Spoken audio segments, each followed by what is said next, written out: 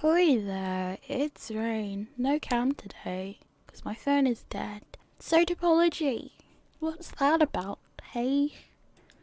Well, it's this stuff, these grids across your avatar that you make, that whole data about it. And does this topology on the tutorial chan, does it suck? Well, there's a few things. I kind of forgot myself when I started this series. I completely forgot it by the end, but then I remembered again. There are a few things that I really wanted. What I didn't want to do is spend hours trying to optimize this to the best of my ability. And what I also didn't want to do is confuse a lot of people. And I think that was a good idea, because what seemed to have happened is a lot of people have got confused anyway, which is fine. So here's the thing about the feet. I'm going to show you a picture of topology that I used to reference a lot when I first started modelling. It's this one. Now, while there is stuff that I don't like about this topology, there is definitely a lot of stuff that I do like. The feet are extremely simple, unlike the feet in this model. Some of the loops from the feet terminate at the hip. And when I say terminate, I don't actually mean terminate. They don't stop completely. They kind of reroute themselves across the pelvis and then back down to the other foot instead of going up into the neck. And as you see on this model, that doesn't happen at all. All of the extra loops of the feet stay at the feet. Because I think I did mention it at the model in the tutorial, the longer video. I believe I did say, hey, if you don't want to make feet, you don't have to make feet. You can just get rid of the feet. If I had then gone and sent these loops all the way up before trying to reduce them, then everyone would end up with an extremely different looking mesh. When I first started modelling, I always hated that the neck had so much topology that wasn't being used. So I always tried to reduce that as much as possible. I would also send the extra loops from the fingers up and around the shoulder, because I was pretty smart. And it is a little bit like that now at the moment. It does go a little bit around the shoulder, but you can definitely go further with that. I would also terminate this butt loop. Well, not terminate. I reroute it so it loops like that. I do that too. All sorts of stuff. But yeah, I wanted to keep the hands to the hands, the feet to the feet, for people that are doing different things.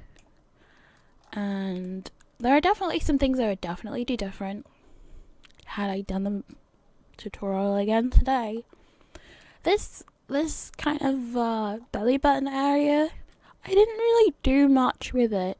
I think it would have been better to, instead of defining a space for the belly button, just having some topology up the side or something to kind of indicate where that little shadow is. I don't know what it is, like a pelvis bone or something. I think that would have been way more useful, because you can't even see the effect that has on anything. So it's a little bit useless in my opinion. And my original model didn't have this here. So yeah, it's not perfect. But that's for people who have a very big interest in topology to mess around with. For those of you that are very interested in topology, like I was when I first started doing modeling, you can definitely spend your time optimizing this, sending loops further up the hand instead of keeping it all compressed here. You can find probably better ways to sort out the chest area, better ways to sort out the feet area, or not. You could just delete the feet. Honestly, the amount of times I use feet in my model is next to 0. So you don't even need to model the feet. I'm always kind of proud of my face topology, because I think it's on the more professional side of things. Even though the head has so many loops back here that are completely unnecessary. But I can delete them easily. If there's hair in front, I can just delete whatever's behind. A lot of people also like attaching their necks to the heads and their ears to the heads. I've kind of already gone over this, but I like the convenience of not attaching them. If I make a model and send it to a customer and they want me to change something on the face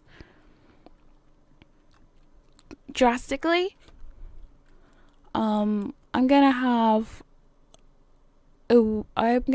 maybe have a problem with shape keys. Shape keys like breaking when you're messing with things. I once edited something on the neck when my head was attached to the neck and it broke the shape keys on the face for whatever reason. But when they're not attached, you never have that problem. Never have that problem with breaking shape keys by messing with something on the neck. Same with the ears. If I wanted to use this model and then swap her ears out for elf ears, I could do that easily.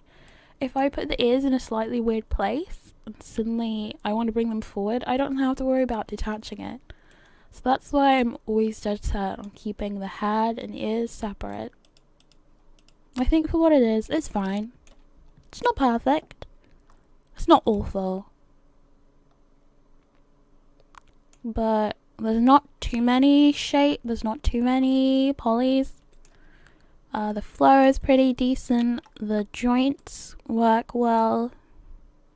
There's always going to be more topology in the places that move. There's no crowding anywhere, which I had problems with my last model. So from that point of view, I think it's good. Would this be something that companies would encourage their workers to do when making a video game? Probably not. I'm sure there's always going to be an easier, simpler, cleaner way to do this. But for tutorial's sake, I did simplify it and keep areas to themselves. So people working on different things didn't have to worry about that kind of stuff. The thing about modeling too, you don't have to do it exactly like I did it. I mean, if you have a pretty good idea of what it's meant to be like,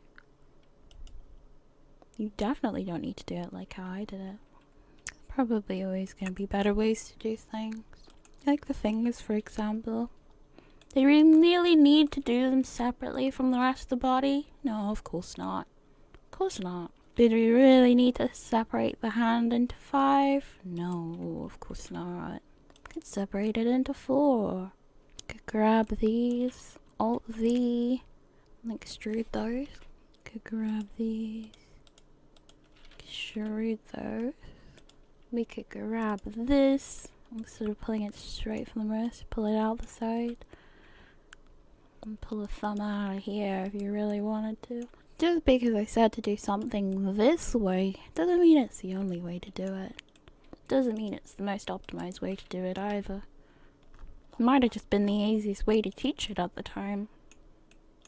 What else do we have here? Yeah, we've got extra loops here. Let's try and let's try and get rid of them. I should stop saying terminate them. That's such a weird way to go about explaining things. I'm gonna stop these ones down here and the other one at the shoulder. Okay, let's see. How do we do this again? This will be a nice shape around the thumb. Thing about the hands as well. If you have a subdivision, and you have triangles on your hands, it usually sorts out the subdivision. Try the triangle on the nose is no longer really a triangle. X dissolve edges, X dissolve edges, and look! Actually, we need to get rid of these too. I hardly added any loops to it. What else do we need to get rid of? Alright, these ones, these extra. Subdivision. Shade this smooth to object shade smooth. So yeah, what's the point of this video? I don't know, just kind of showcase that your topology can be whatever you need it to be. Either way, the hands and toes are a nightmare, and you're gonna have to terminate somewhere. Wherever you want to terminate them, you do that. I should really stop saying terminate. Really, the whole point of the video is just optimize your model for what you need it to work for. And that's about it. And also just have loops that deform well. That's it. Anyway, see you in another video. Farewell.